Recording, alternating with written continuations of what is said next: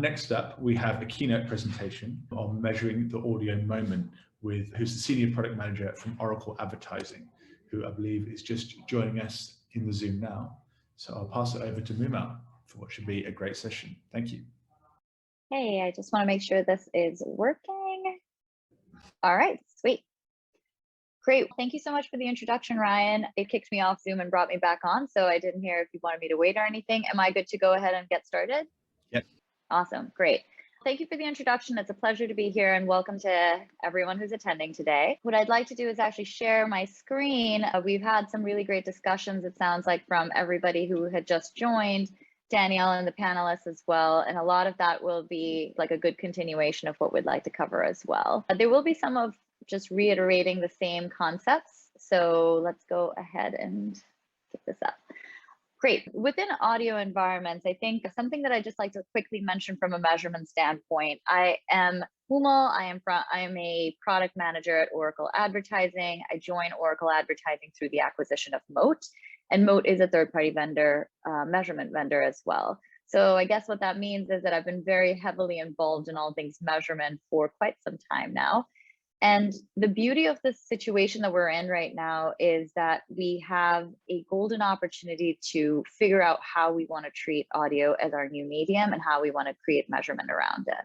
So to start, I think a good idea is to also acknowledge as an industry, we've done some very cool, very sophisticated things within the display and video environment. But at some point along the way, we seem to have lost sight of the consumer, where going online and consuming any kind of content became a little bit more of a frustrating experience. So it was, you think about latency and so many ads constantly being bombarded with. So where we are right now, we have this opportunity to take our learnings from all the sophistication that we had in display and video and all those very neat solutions that we've built out and apply those to audio, while also making sure that we're taking those learnings from the things that we didn't do so well and course correcting along the way.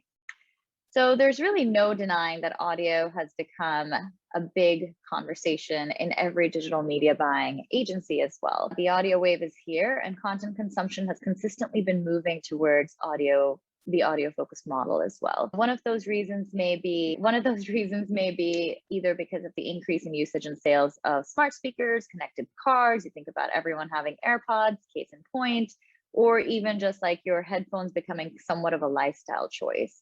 Another thing to consider is, of course, the trust deficit that we have in just all things digital media. When consumers are reading content online, they don't quite have that same confidence they once did. There's this skepticism of what you're reading, and yet those same consumers have this loyalty and this trust in these podcasters that they listen to. And we like to think that the reason for that is because audio itself is a very powerful tool of connection. It's not just video without screens, and having that kind of an intimate relationship with someone who's essentially storytelling, it creates that environment where you can have that concentration, you can truly have that positive attitude towards whatever it is that is being advertised within that content stream. Another couple of things to consider around how things are growing in the audio space is just general screen fatigue. When you think about how many screens we all have access to, you go from your TV to your computer to your phone to your second phone, sometimes to your third phone or your iPad. So there's just so many different versions of screens that at some point in time, it just starts to feel very overwhelming. Another interesting stat that I have always found very fascinating when it comes to screen time is that most people who listen to podcasts have subscriptions to Netflix and Amazon Prime, so essentially are cord cutters as well. And I believe Andre might have mentioned this in the earlier panel. And that basically means that they don't have exposure to ads. So this is another reason advertisers are also getting very excited about this audio medium and are also starting to think about it in a few different ways of how to meaningfully connect with their audiences. And of course, the last thing comes down to just having a more on-the-go lifestyle. Think about all of the fitness apps that are there. You think about the significance about being outdoors, having those IRL in real life experiences where you might have music playing in the background. You might be taking a road trip and listening to a podcast, but just not having that screen consistently in your face is starting to become a bigger part of our lifestyle choices as well. So a few other stats that are really interesting, again, reiterating the same exciting momentum that audio has picked. This is from, I believe this year, very recently, it was reported that there's over 2 million podcasts globally right now in over 100 different languages. Podcasting itself has penetrated about 18% of the global population. The appetite is there and it's only growing. And a very cool insight from a survey conducted by Westwood One found that your concentration while listening to podcasts is 1.5 times higher than that of social media. So this is really not surprising, and a lot of this was already covered by Danielle, the panelists. So it's just reiterating some of the great information we already know about the opportunity that audio presents. No surprise, as content consumption moves to an audio-focused model, advertisers are very quick to follow. Essentially, what they're doing is trying to find those ways to meaningfully connect with their audiences where they can have some level of connection that is outside the scope of what is feeling overwhelming to consumers already. That said, even with these stats right up on the screen around what the digital audio spend is, what podcast ad revenue has been, according to eMarketer for both of these, there's still apprehension in investing in the audio space. And last year in 2020, early March 2020, right before the pandemic was in full swing, I actually attended the Podcast Business Summit in New York, and people were like the elbow high fives and the elbow hellos, and everyone was very confused about what this new COVID thing is that we're hearing of. So what was actually interesting about that too is, what was more interesting about that is that there was actually an agency panel, and they essentially said, not verbatim, but essentially said, yeah, I get it. Audio is great. I listen to audio. Everyone's listening to it. But it's not enough for me for my media planner to come and tell me, hey, me and all of my friends listen to podcasts and music. We should be advertising there more heavily. Essentially, what you need is measurement and transparency so you can reliably and confidently continue your investments in that space. And I think that's essentially where we come in, all kinds of measurement vendors. I believe we all have a responsibility to make sure that we're providing that level of unbiased, accurate, reliable measurement to allow for that confidence for advertisers to invest more heavily. Because as advertisers will invest more heavily in the podcasting and music space, you're ultimately also supporting the ecosystem of journalism, quality storytelling, and creative process in the form of music. So it really is all connected in the ecosystem. And when we started to dig into how we can make this more meaningful and how we can have folks better understand the audio ad experience itself, we start to ask questions like, was the ad served? Was the sound on when the ad was served? Did somebody mute the ad? Did they skip the ad? When you think about the audibility around different quartiles, the MRC has begun a process of some level of standardization, and they now have the MRC audible rate, which is, was the ad audible for 2 continuous seconds? When you think about sonic identity and how long it takes a human brain to recognize a brand based on sound, 2 seconds is often sufficient. There's a lot of examples out there. You can think of your iPhone and how the ringtone is something that's recognizable. You can start to think about McDonald's, even though they don't say McDonald's, you immediately recognize the jingle itself. So that's another measure that helps you better understand the signals of attention within audio. And then you have to understand, is your ad being delivered to a human endpoint, or was it delivered to some level of invalid traffic? And we'll go into this in a little bit more detail in a second as well. The last question you always want to ask is, was my ad served around content that was safe, something that wouldn't hurt my brand reputation? So we'll keep jumping into this, but we'd like to make sure that we break out the integrations itself that exists today. So for digital audio, the way I like to think about this is break it out between music streaming and podcasting. Now within music streaming, you have client-side ad insertion and server-side ad insertion. These are the primary ways that ads are served within music streaming. We'll go into more detail of exactly what that is. Within podcasting, while it may be server-side ad insertion, there are many nuances within podcasting that we need to address as an industry too. So let's go ahead and start with client-side ad insertion. So really what this is that the audio stream and the ad stream are independent of one another. So you have your audio content running, then you have an ad slot, the ad is pushed in there, and then you have your content run again. It's a smooth experience. You don't really notice it very much anyway. But the idea is that they're independent of one another and the player can call either one as needed. Now, server-side ad insertion, you have your audio stream and your ad stream together such that your ad is stitched into the stream of your audio file as well. Now, within podcasting, this gets more nuanced, always more fun. You have your server-side ad insertion model, which is the ad is stitched into the stream. And then you have a few different players as well. So something to consider within podcasting that we have to understand as an industry and eventually solve for, listening behavior within the podcasting world is also different. So you think about folks who are listening at 1.5x, at 2x, some folks who want to forward 15 seconds and then go back 15 seconds because they missed something.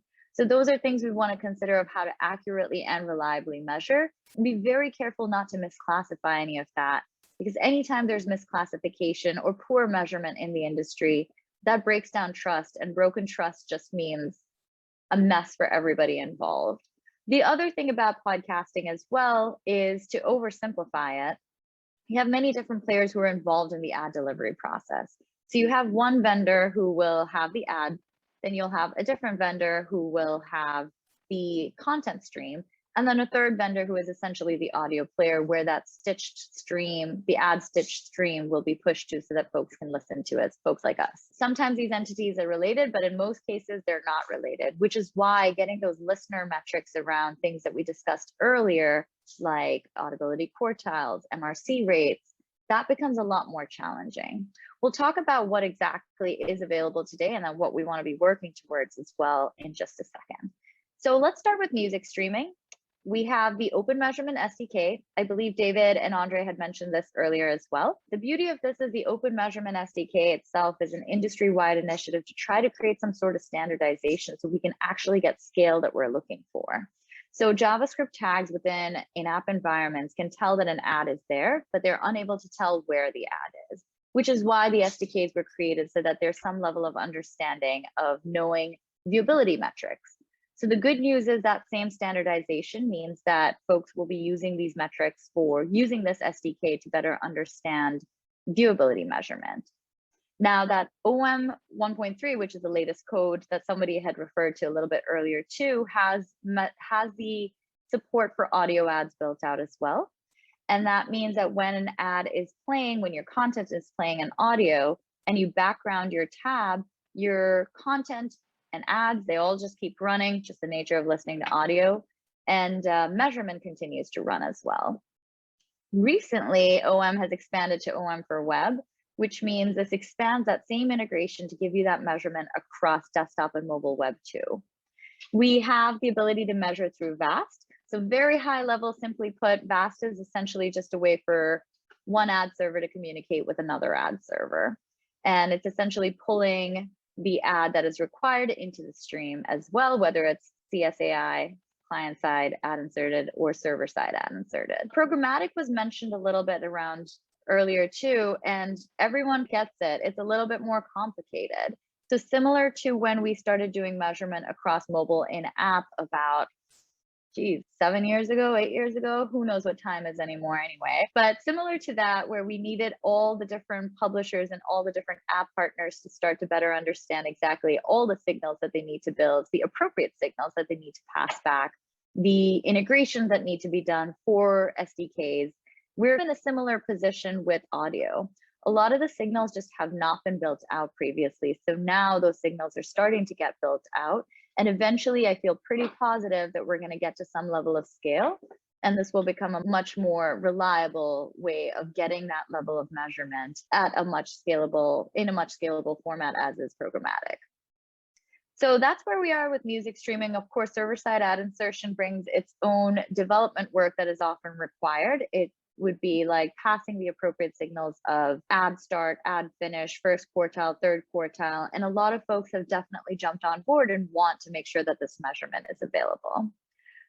For podcasting, nuances all around. You have today measurement that you can do through a 1x1 pixel that gives you downloads and invalid traffic. It's not sufficient because a download is essentially telling you that the stream that the ad was stitched into is downloaded. Is it a good directional metric? Absolutely. Is it enough? Probably not. which is why we want to start figuring out more and start to really go after where we can get those true listener metrics. You also have the opportunity to think about vast URLs instead of the ad itself being placed into the stream. So this not only allows for extended shelf life, where you don't have a podcaster saying something along the lines of, this July 2021, we're going to be having some promo campaign. And next year, when someone's listening to the podcast, it's just irrelevant and outdated and really just a missed opportunity as well. So having the vast URL in there allows for those ads to be just directly inserted and called based on targeting mechanisms that are available too. Measurement across it itself will have to be figured out through direct integrations. And that's direct integrations with most places where folks are listening to podcasts. Because if you want to start thinking about whether the ad was served, was the sound on, you have to start thinking about it from the perspective of that player and when that player can actually pass back those signals.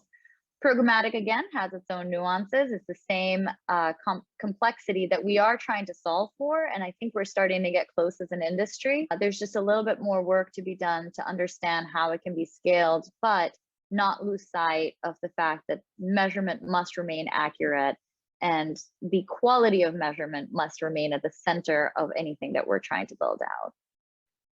Of course, as soon as advertisers and ad dollars start flowing into any medium, very quick to follow is always going to be invalid traffic.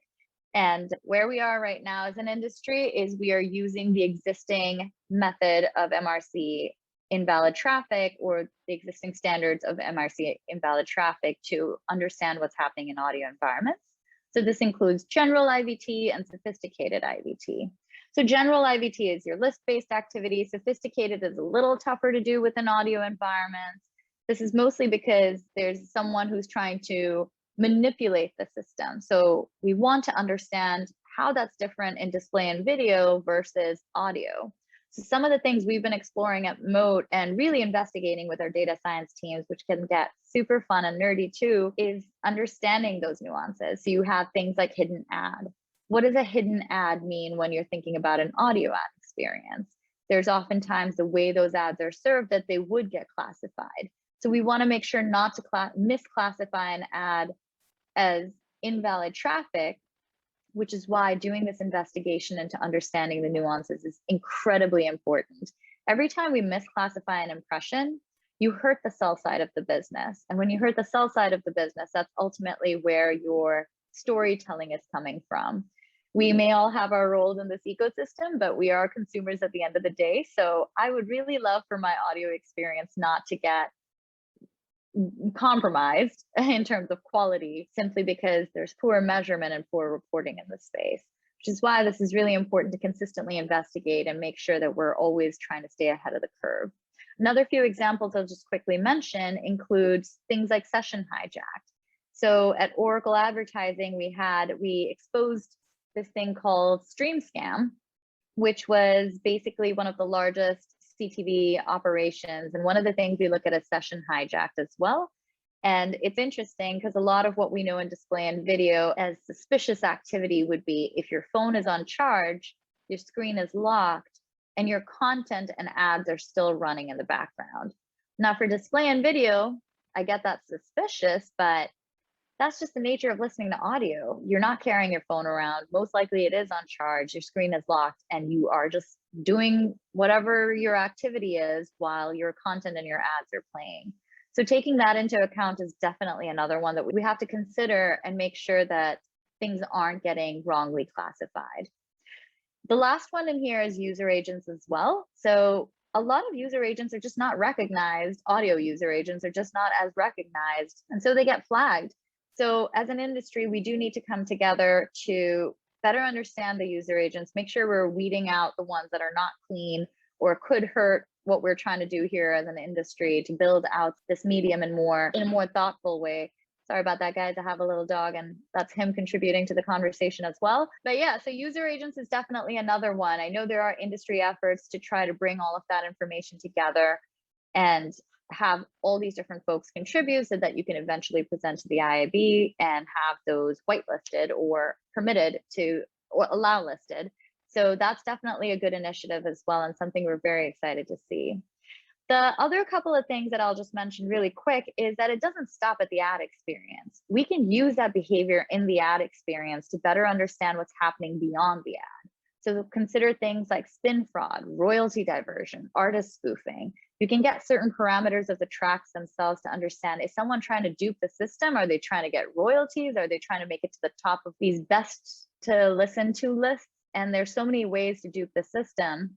We just want to make sure that we're catching it so that, again, we're helping sustain that ecosystem of storytelling, journalism, and of course, creative process in the form of music. The last thing I'd like to mention over here is brand safety. So no surprise here, brand safety is becoming a bigger and bigger concern for advertisers as well. Brand safety in podcasting is something we can talk about in more detail. In music streaming, it gets a little bit complicated simply because there's so many more things to consider in music streaming.